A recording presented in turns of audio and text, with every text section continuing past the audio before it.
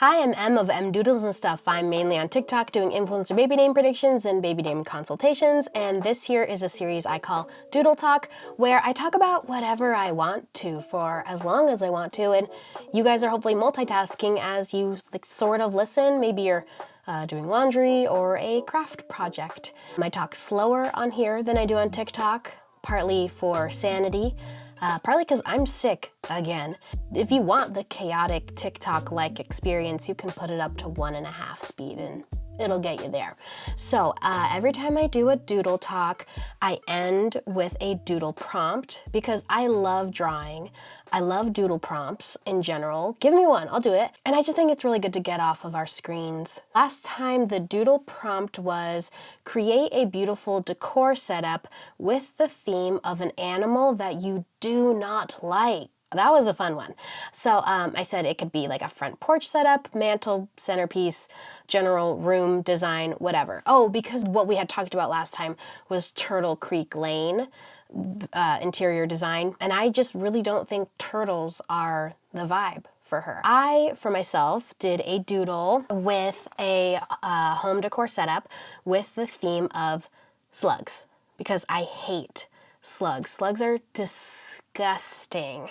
I just have one too many childhood memories of, I don't know, going outside on a summer morning, dew-soaked grass, like light streaking through the forest trees. I grew up in the woods. Mist rising, bare feet on stepping stones, but also slugs on stepping stones, and stepping on slugs on stepping stones. They're the worst. They're disgusting. Now, they're also very ugly, and to make the slugs more aesthetic for my mantle decor, I did switch it out from the boring brown slugs of the East Coast for the yellow banana slugs of the Pacific Northwest coast of Redwoods National Park, because that's a place I spent time last year, and I insisted that we bring these home with us. These are banana slugs. They are not this big in real life. Oh, can you imagine? These slugs are the foundation of my design because they're the only things in existence that make slugs good. So I did it on paper first. I feel like I need to prove this for some reason. I did it on paper first. I do not like how it turned out. So I took my design, drew it out, I did markers, pencils, and watercolor. And then I went and I zhuzhed it up in Procreate on my iPad. So here's the original. Okay, iPad. Zhuzhed it up. Let's talk about that for a second. How do you spell that? Someone tell me right now. How do you spell zhuzh? Because I've wanted to know for so long, because it's a phrase I love to say, and I've never been able to use it in the written word, because it's a word that I have so little idea of how to spell it at all that I can't even look it up. You know, that's the hard thing with spelling, whether you're using Google or a dictionary itself. In order to find out how to spell a word, you have to find the word by spelling it, at least somewhat correct. I mean, that's a lot easier than it used to be, but zhuzh is a word I don't even know what letter it starts with, ends with. I don't know what's in the middle. I don't know what vowels those are. Maybe there's an umlaut in there. I really don't know. This is really the only way I can ask, is verbally. Someone tell me, how do you spell zhuzh? I don't even think it's a real word, but we use it, so there's gotta be a way to write it. I will put this up on the screen. I just felt like I had to prove it, that it was like really here on the screen. So the mantelpiece, an oversized painting of the redwoods above the mantle sets the whole scene. You know, I don't really have an oversized painting of the redwoods. I would like to. This is all imaginary, but I would love all of this. The stuffed animals are scattered everywhere in this scene, just like they are in the forest. But I like that there's a nice collection of them in a wicker basket on the floor there. Now, my actual favorite piece of this slug-themed decor are the two oversized slugs. There's the big one on the mantle and the big one in front of the fireplace. I see these as the equivalent of a Scandinavian doll horse or really, really big Russian nesting dolls. I I love those kinds of things. These are big, wooden, painted, colorful, happy statement pieces for the room. We've got a wooden stool in the room that is mushroom themed, because that feels adjacent, you know, that's relevant to a slug theme. We repeat the yellow color palette of the slug in throw blankets, flower arrangements, and other places in the room. And one of the most disgusting things about slugs is the slime trail that they leave behind. So we pay respects to that slime, that shine, with a wiggly shaped mirror. You see that? It's a little reference to the slime, and then that same visual, swigglies, is repeated in the green patterned rug in front of the mantle. There are so many random, insignificant things on my mind. If my mind was a squirrel, I feel like over Thanksgiving break and in the beginning of the holiday season, the squirrel was up in your attic. It was chilling, sleeping, resting. It was sick. It was sleepy sick. Enjoying the warmth of your attic, but now it's been shooed back outside. In that first initial moment the squirrel realizes it's back outside, a frenzy. It's like the brain is just saying, find a tree, go, go, go, find a tree. My mind wants to dart from thought to thought without any clear direction, exactly like that. Let's start with seeing what screenshots I've taken recently. First screenshot I have here that's interesting is from TikTok of a woman doing her makeup. Okay, I remember what's going on here. So look at this picture. I'll put it up here. There is one thing going on here that is a dead giveaway that this is an MLM. It has nothing to do with what she's talking about or the caption or anything. Yes, there you see she's holding a product in the video. It's not even necessarily that she's holding the product in the video though. It's the angle at which she's holding her makeup palette. She is holding it at such an unnatural angle so that you see it. That's not a natural way to hold and apply makeup to yourself. We see so many videos of people applying makeup. They don't do that. Now, what piques my curiosity here is that while applying her makeup, she's telling an anecdote about her child in a situation about bullying at school. She ends with a question like, did I do the right thing? What would you do? And so she's getting all these comments from other moms chiming in with advice. Going to her account, what is her name? She does this video concept over and over again. She shares a completely different, emotionally charged anecdote with a compelling question at the end, with the makeup palette at that broken wrist angle. One video has the question, bus or car? But another is, how do you handle co-sleeping? Have you ever had a near-death experience? Or, okay moms, at what point can you tell you've met your max? In the context of these questions being asked with the broken wrist makeup palette application, she doesn't care about your answers. She cares that you comment on the video. That's why she's asking the question, because that will boost her engagement, that will boost her followers, which she hopes will boost her sales. And so, of course, she's going to go with questions that are particularly heated, emotionally driven, or controversial, like co-sleeping. Now, the MLM is linked in her bio. Many of her videos are specifically about the brand. She's not hiding it, but on these videos that implore moms to share advice and love with hard parenting situations, she is being sneaky. She doesn't say anything about the makeup. It just happens to be in the corner at the angle for you to see it clearly as she talks the whole time. Now, Anne commented on the video with the childhood bullying question. Anne says, good question. I don't have a kid, but would love info on your palette. Please and thank you. Rebecca goes wild. Anne immediately gets a whole video response with info on the palette, like immediately. Honestly, I feel like Anne could just be Rebecca's burner account to ask questions about the makeup, because every other one of the comments is actually a mom pouring their heart out about childhood bullying. I'm not here to give my opinion on that specific MLM at the moment, but just more broadly, my opinion on using the emotional hardships of mothers to draw attention to the makeup you're selling My opinion of that is it's bad. It's sneaky. That's ick. That's my ick. Weeks after I screenshotted Rebecca's broken wrist makeup palette application video, another popped up. And I knew it immediately. I screenshotted it. Here it is. This is a totally different person. But do you see it? Do you see that compositional similarity? Doing the same thing. The makeup palette is being held at an unnatural angle in the front corner of the screen as she applies it, and it tells a lengthy, unrelated anecdote. Now, there's a couple key differences between this one and Rebecca's.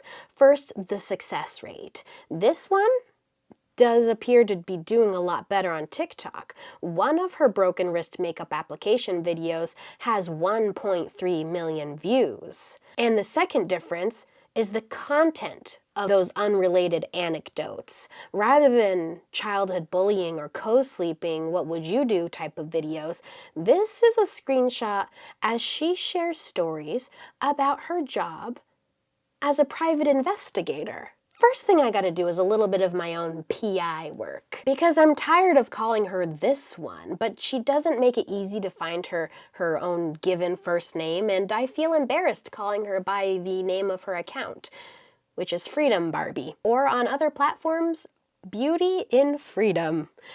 I mean, like Remy the Rat has a particularly sensitive nose to good versus bad food. I feel I have a particularly sensitive part of my brain in that same way with names, you know?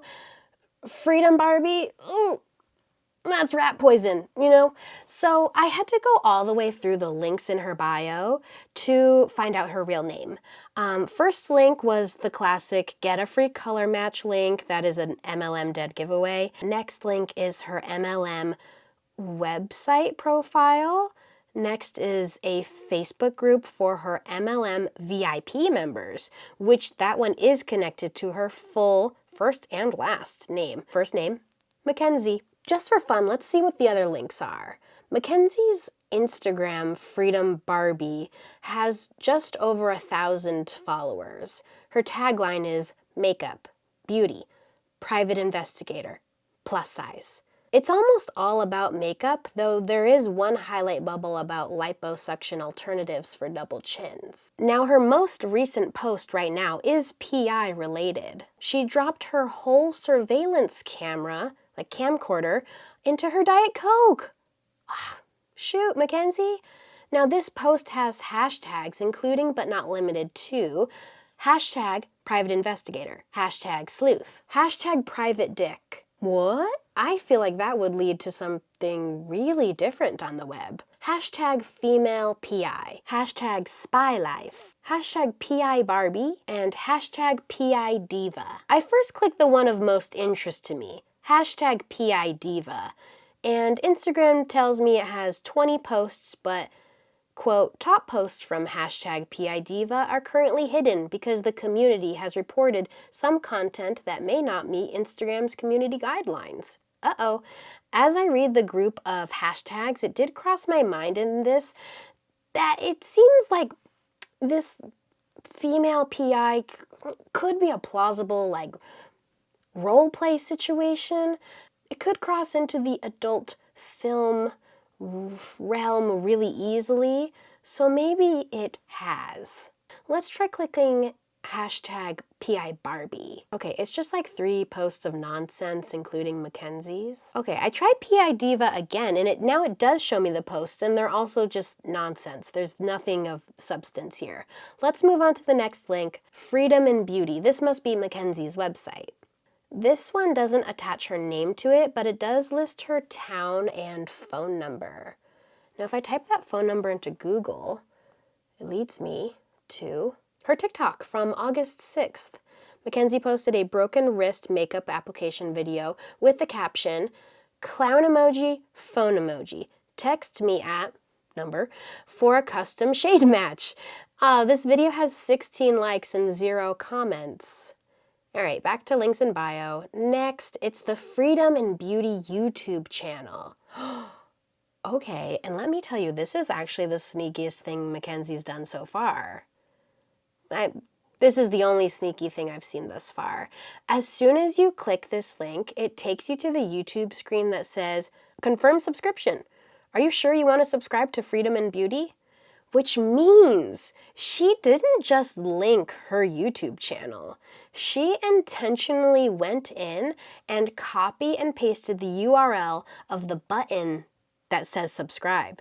You know, so by default, if you click that link in her bio, you are subscribing to her channel.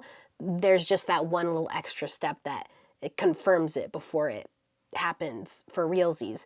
That's super sneaky, Mackenzie. That might be my next ick. So next link in her bio is a magnetic eyelash subscription. This also has MLM vibes. And the last link is Shop My Closet. Mackenzie is selling a lot of things with camo print, cheetah print, a lot of items from Shein, a pair of Victoria's Secret hip hugger panties for $10 plus $3.72 shipping. And she's also selling a red G-string thong lace lingerie one piece from Spencer's. She originally listed it at $26, but it's now 7% off. It's $24. Hang on, that was sold. Wow, I hope she sold it to a hashtag PI diva. So I've gone through all of Mackenzie's links, and to be honest, I am hesitant to believe that she's a private investigator. I'm sorry, I'm supposed to believe women. I suppose that's the best private investigator though, right? That I don't believe she's a private investigator. Very inconspicuous. Not at all who I would expect or suspect to be a private investigator, except for 1.3 million views on a TikTok video where she tells everyone that she is. That successful TikTok series is titled PI Stories I Can Legally Tell You. Smart, covering her butt, because this is sensitive material here, but it also makes me wonder if it's all made up. It's like that joke that goes around every once in a while, girl thinking her boyfriend is in the CIA, therefore knows nothing about his job because it's confidential, and then it turns out he really didn't have any job. At what point is the elusive confidential nature of a job just to cover up for a fake job, Mackenzie? I Google her name with every combination of PI phrases I can think of, with her home state, her hometown. I'm not going to give you that, more sensitive information, but I do feel like knowing what state she lives in is really valuable for this narrative. Do you want to guess? Give you 3 seconds. 3, 2, 1. Florida. It's Florida. Okay, so Googling these sorts of things, it seems actually plausible. She might work for the Department of Agriculture and Consumer Services. I check their current job openings and type in investigator. They do hire investigators. This current listing, though, is for a law enforcement investigator 2 internal agency opportunity. And to the best of my understanding, a law enforcement investigator and a private investigator are like opposites. Wouldn't those two be enemies? But also on this Florida government website, you can apply for a private investigator license. Next, I scour her personal Facebook page using only the information that is here publicly. This is for public consumption. No funny business on my end. And that leads me to her husband. So then I find his LinkedIn account, because Mackenzie's doesn't seem to have one. This tells me that he is part of the United States Air Force Security Forces. Security Forces, which includes being a nuclear storage area supervisor overseas for a year. So they might both be government employees of Florida. On Facebook, Mackenzie shares a lot of American flag reposts, support our troops, I support American heroes. This one particular graphic of a Lieutenant Sheriff Officer of Florida pin. Thin blue line vibes. That's all I gotta say for you to understand what I'm looking at. At the bottom it says copyright goheroes.us, which is a website that I then type in and it redirects me to an online Bitcoin casino. Mackenzie, are you a private investigator or am I? Now, she did say in one of her TikToks that a PI is not often as cool and flashy as the title sounds. And I believe that because I've watched Matilda and Pee Wee Herman did spend a lot of time just sitting around in his car outside their house. No, wait, that was the FBI. Not a PI. Well, okay. I'm looking at this whole puzzle put together with the pieces I've collected. I'm looking down on it like an omnipotent god, or like myself playing The Sims. And the story is this: Mackenzie, the MLM makeup boss babe, who is also a private investigator. Mackenzie runs an MLM Facebook group, a VIP Facebook group, a TikTok account, a YouTube channel. She sells magnetic lashes, promotes liposuction alternatives, and might be literally selling used panties on the internet.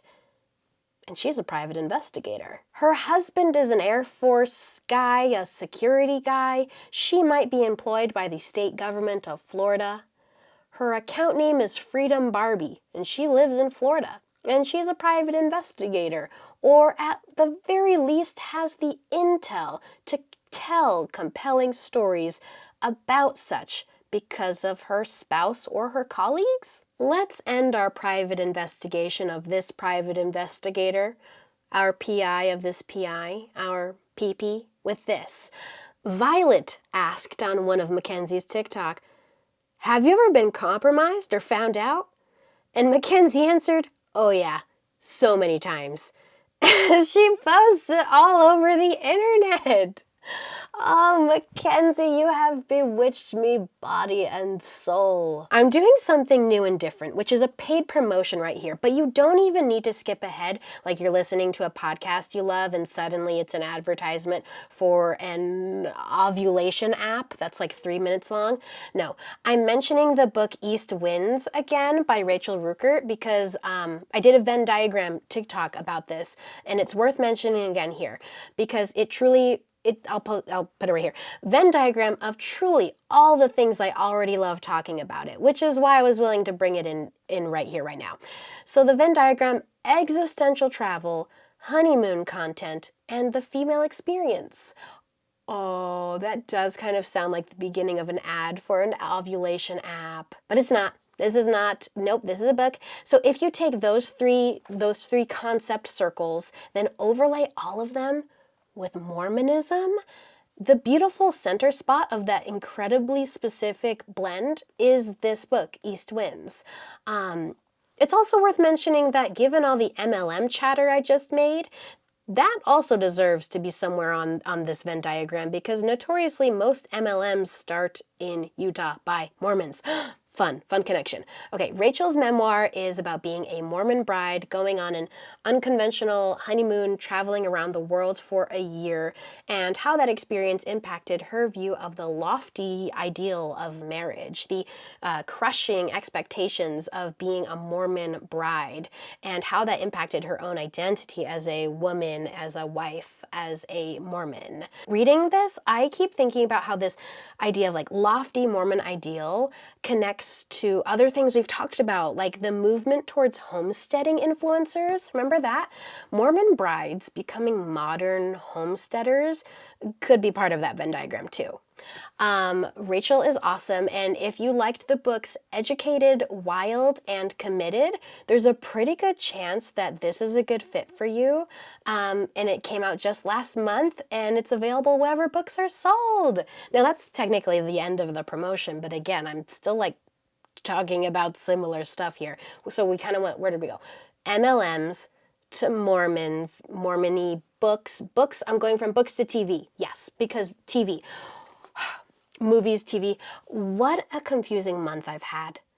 I don't watch a lot of new media, but I've recently become aware that there's The Witcher, The Watcher, and The Wonder. No. The Witcher, the Watcher, and the Wonder sounds like an amazing Narnia series, but in reality, they are three completely different things. One is 19th century spooky with the description of, in 1862, Elizabeth Wright, played by Florence Pugh, an English nurse who served in the Crimean War, is sent to a rural village in Ireland where she is tasked with closely watching Anna O'Donnell, a fasting girl who, according to her family, has not eaten for 4 months. That one is not called The Watcher. I'm sorry, but the whole description was that Florence Pugh is the Watcher. Watch her. This movie is not called The Watcher. With the 19th century spooky young girl aesthetic, my next choice would be The Witcher, right? Like witches and stuff. And I'm sure The Wonder is the name of the fantasy-based show. Yeah. No.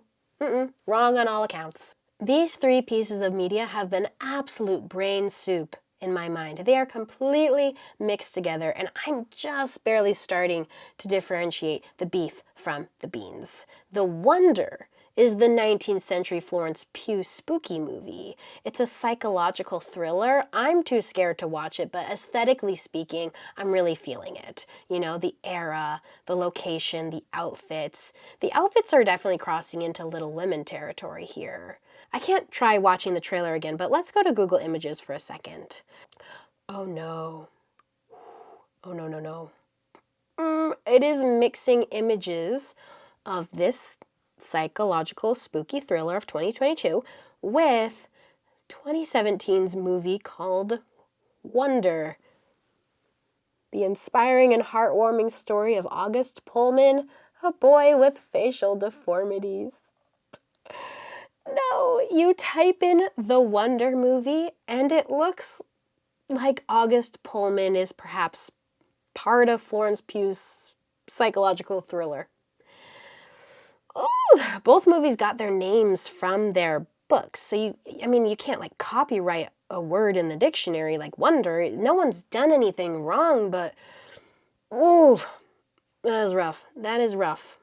Now, the fantasy drama is The Witcher, which has Henry Cavill, but he's leaving because he doesn't like that they've gone so off the plot of the books because he's a huge fan. Is that right? I just know that this is a big, complex fantasy world that I had never heard anything about, and then suddenly every person has read the 6-part fantasy series from the 1990s. I'm suddenly the only one out of the loop. This is reminding me exactly how I felt this time last year when Dune came out. What is Dune? How did everyone already know about Dune? So fantasy is The Witcher, Florence Pugh watching the spooky girl is The Wonder, while The Watcher is set in modern-day New Jersey about a family that moves into a new house and has a creepy, anonymous neighbor that leaves notes signed The Watcher. Now, that one is based on a real true crime story, and I know that because I've listened to enough true crime podcasts to already have been clued into that plot. In audio form or like in the written word, a Wikipedia synopsis, I love this. I love this kind of thing. But I am just too scared to see it fleshed out on the screen. Flesh didn't feel like the right word. There's probably flesh. My threshold for watching scary things goes up to watching Unsolved Mysteries, the TV show. I can watch that. Actually, I wonder if this story was on that show. Feels like a good one to go there. The real true crime story of this house was never solved. My earliest memory of enjoying a true crime moment was as a child. We had a children's book about the unsolved mystery of the merchant ship, the Mary Celeste. Does that ring a bell to anyone? Here's a synopsis of the Mary Celeste. In 1872, there was Captain David Morehouse of a different ship.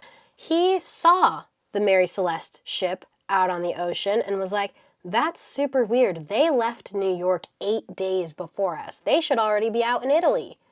What are they doing out here? Let's change course. Go check them out, see what's up. So they get over to that ship.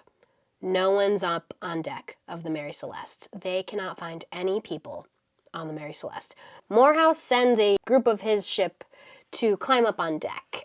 They climb up, go down the stairs, ladder. No one's there. Complete silence. There was 3.5 feet of water sloshing around the bottom of the ship. The ship's charts had been tossed around, but the crewmen's belongings were all still completely there, left in their quarters. There was 1,700 barrels of alcohol still there and 6 months' supply of food untouched. They find the ship's log, and it shows that there were 10 people originally aboard, 7 crewmates, Captain Briggs, trendy baby name alert, by the way, Briggs, as well as his wife, Sarah, and their 2-year-old daughter, Sophia. When Morehouse's people were reading through the abandoned ship's log, the last entry was recorded 10 days prior.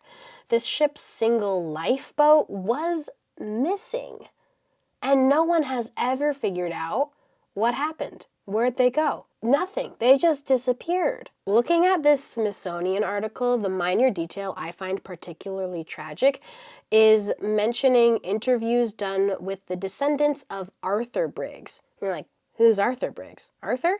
He was the 7-year-old son of Captain Briggs and Sarah, who was left behind in Massachusetts to attend school. So his parents and baby sister disappeared, and then he probably had to spend his whole life thinking about that and talking about that, even though he was just 7 at the time. Can you imagine? Okay, now I just found the actual children's book that I remember having as a kid, and I'm reading the synopsis. The Mary Celeste was discovered adrift on the open sea by another ship in 1872, with no sign of captain or crew. What happened? Did the crew mutiny? Were they attacked by pirates? Caught in a storm? No one ever found out. Inside this book are the clues that were left behind and the theories of what people think happened aboard that ship.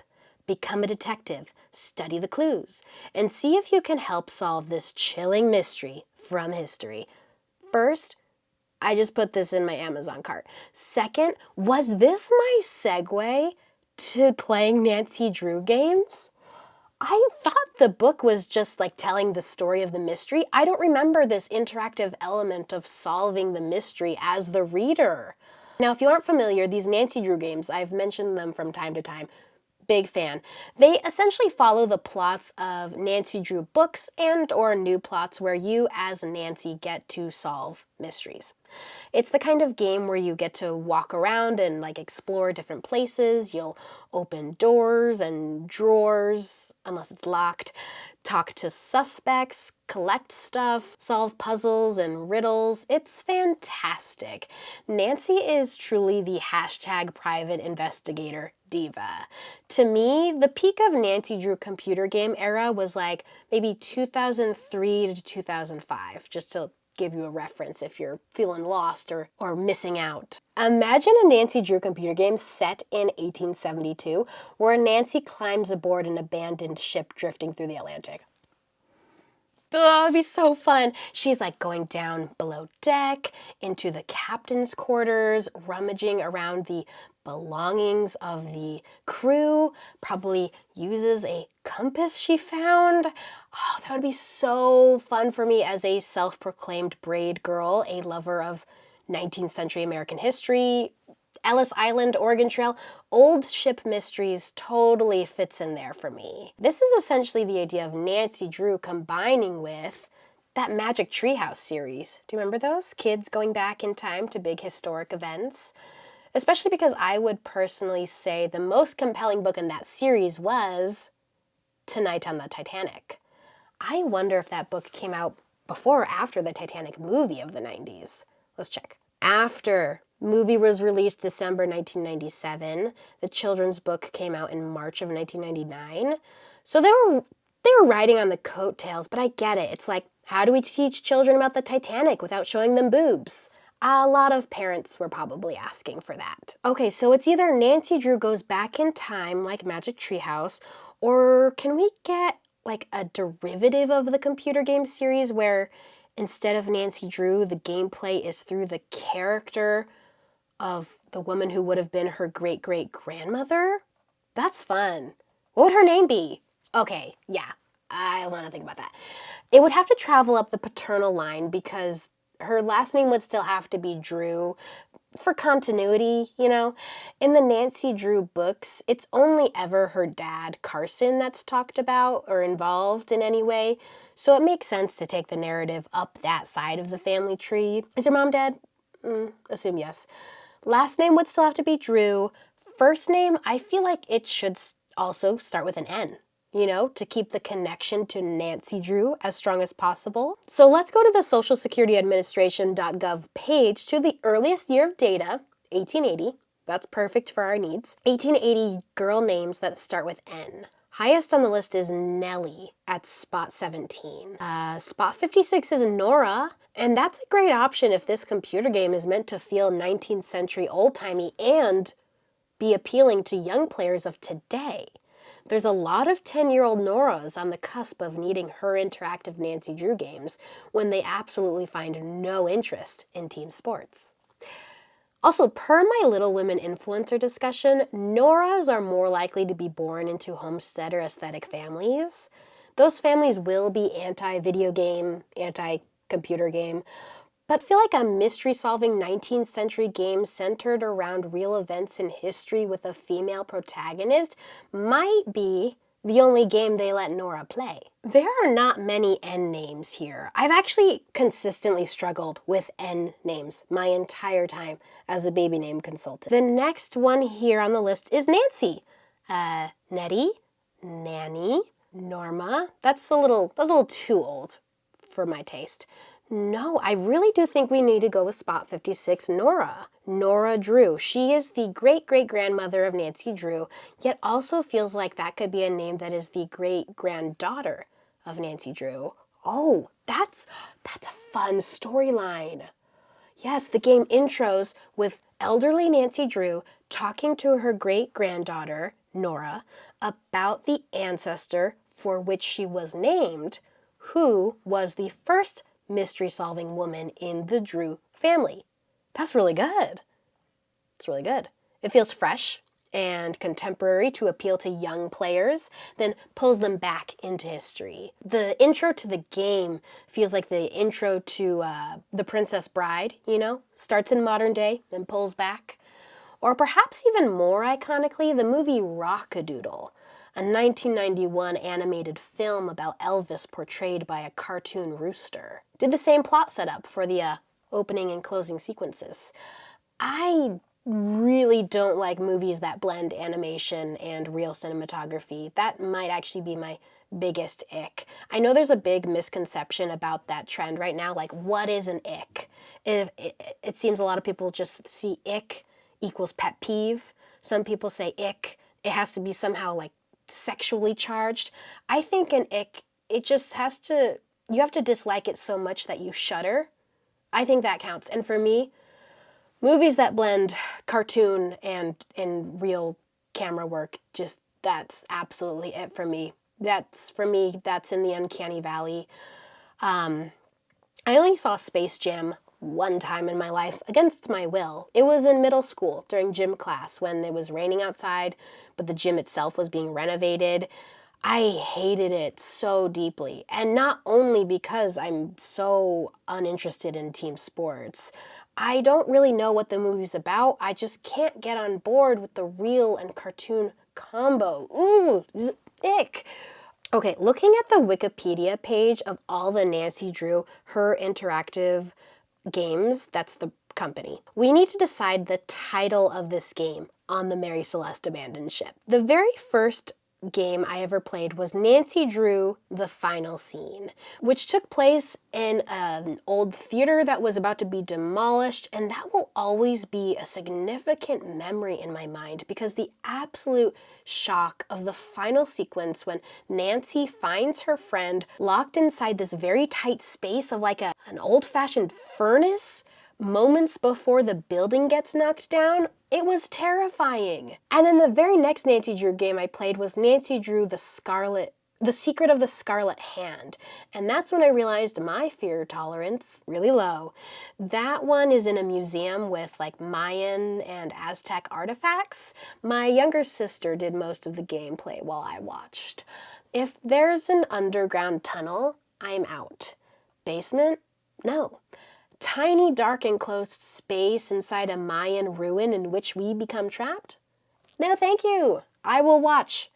I loved the Nancy Drew games with good vibes. You know, The Secret of Shadow Ranch, being out in the country with horses. There was Danger at Deception Island with orcas. Oh wait, Wikipedia tells me that one took place in Washington State. I never actually considered real-world locations for these games, and now it's painfully clear that all of my favorite ones are very aligned with the places that I like to spend time. Pacific Northwest, banana slugs. Secret of Shadow Ranch, Danger at Deception Island. I think we need to continue that alliteration theme. That seems very common with the games. So, Mystery on the Mary Celeste. It's too obvious. I'm now Googling nouns that start with M. A mutiny on the Mary Celeste. We don't know if it was a mutiny. Missing on the Mary Celeste. That's boring. Misfortune on the Mary Celeste. That's better. I think the Her Interactive team would probably choose that one. Melancholy on the Mary Celeste. Melancholy is a feeling of pensive sadness, typically with no obvious cause. And the mystery of the Mary Celeste is perfect for that, because the mystery is nothing. It's a story with no action whatsoever. The whole event is vacant, floating boat. That is ominous, silent, and melancholy. So yeah, I think it has to be Nora Drew, Melancholy on the Mary Celeste. You, as Nora, would definitely read the ship log and cross-reference the details from there with Sarah's journal that you found on board in a locked chest, but you figured out the code to open it via some riddle.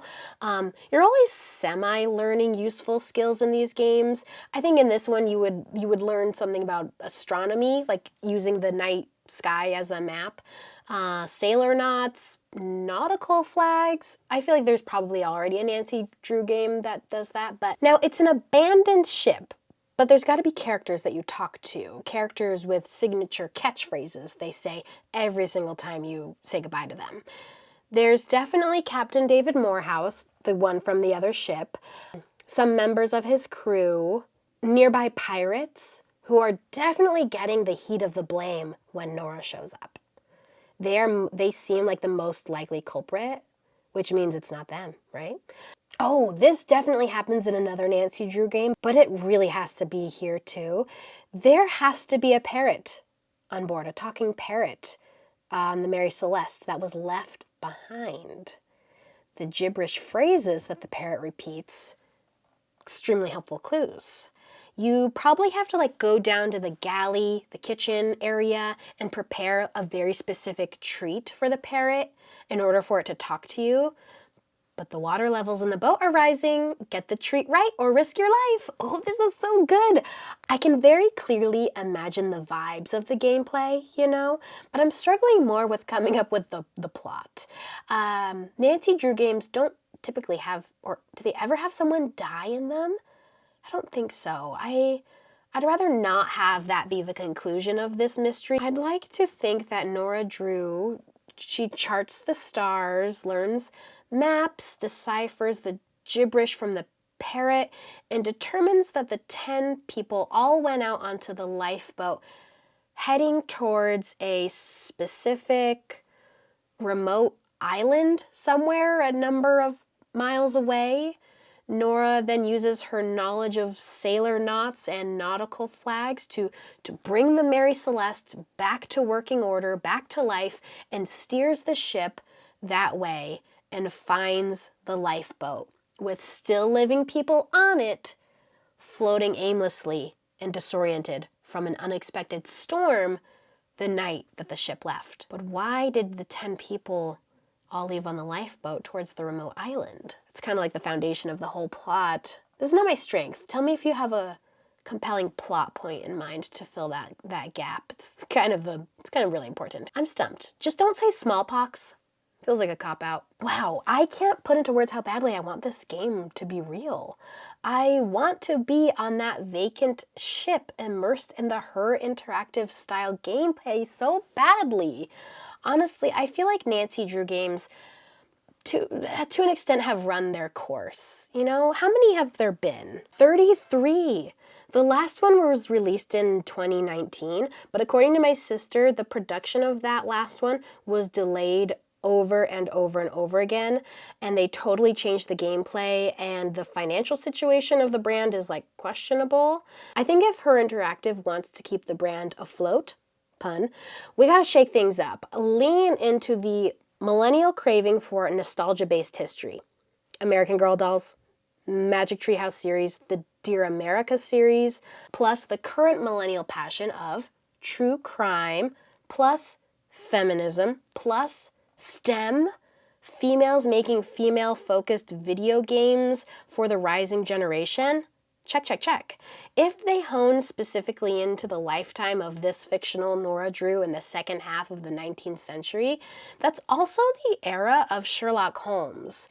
They just keep making more Sherlock Holmes content, you know? I understand the most recent direction with Enola Holmes, which is the movie with Millie Bobby Brown playing the younger sister of Sherlock Holmes, who was played by Henry Cavill, who was also The Witcher.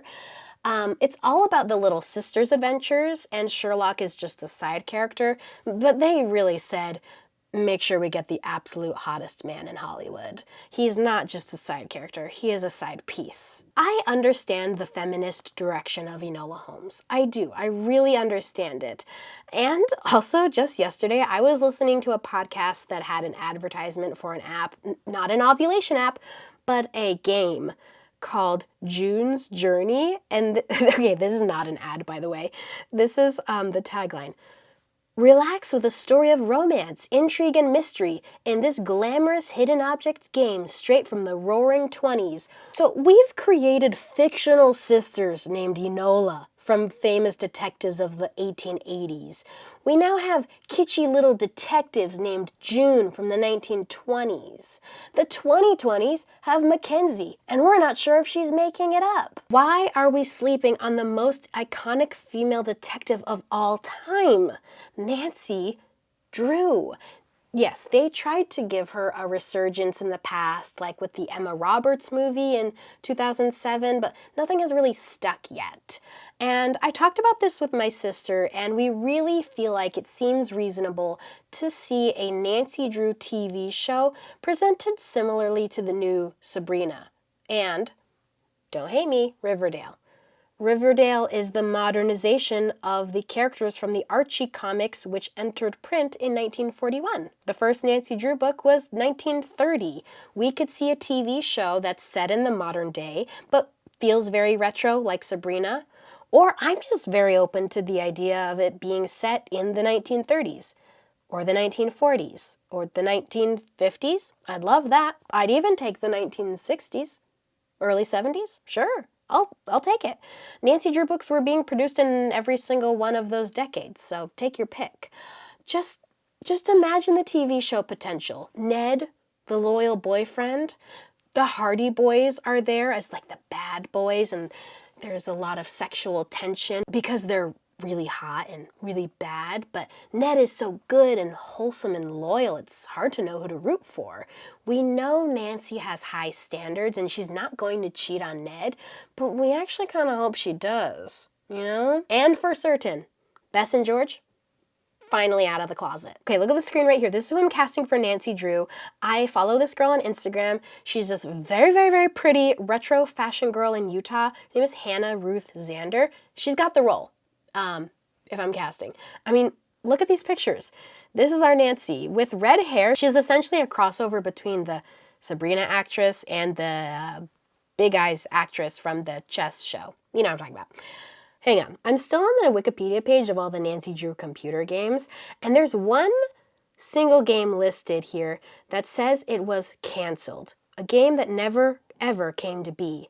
And that game is titled Ship of Shadows. So is that gonna be more like Magic Treehouse Tonight on the Titanic or Nora Drew Melancholy on the Mary Celeste? Okay, looking at the cover alone, it looks much more like Tonight on the Titanic. Now, the description on the cover says, sail into troubled waters to solve a baffling disappearance. There's even a trailer. Most of the comments are from 12 years ago, and my favorite is Sandra's comment from 8 years ago. It's never coming out! And she was right. According to Wikipedia, Ship of Shadows is the only game they have flat out ever canceled. Wow, that is ominous. That is melancholy. The number of unsolved mysteries on our hands is multiplying. Why was Ship of Shadows the only Nancy Drew game ever canceled? Who was the baffling disappearance? What did Nancy solve? And what happened to the 10 people, including baby Sophia, on the Mary Celeste? In the plot of Nora Drew Melancholy on the Mary Celeste, and what happened to them for realsies in real life?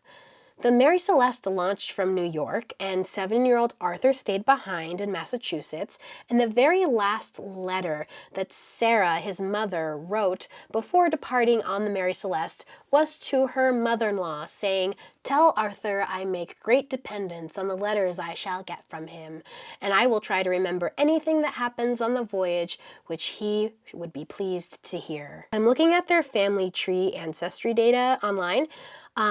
Her mother-in-law, the one she wrote that letter to, was named Sophia Matilda.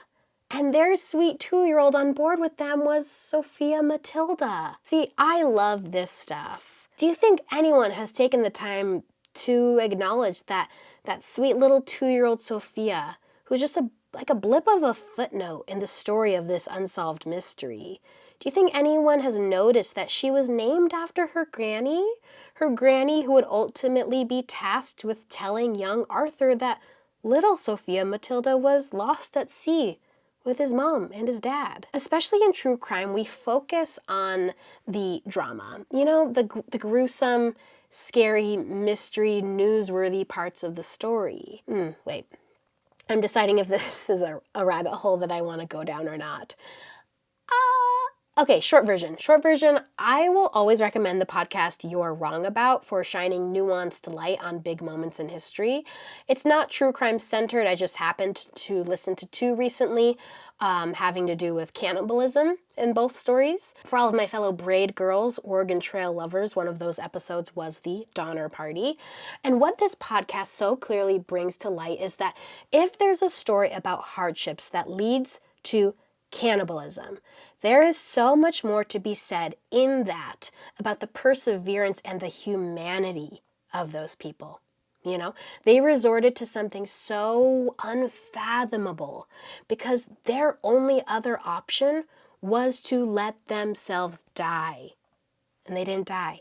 That's amazing. I love knowing the little insignificant details about Captain Briggs' family here, like that he named his daughter after his mother, because that's humanity in a story that's otherwise about an empty ship void of it. I've been inside an old-timey ship like this at Mystic Seaport in Connecticut, and those spaces below deck are tiny.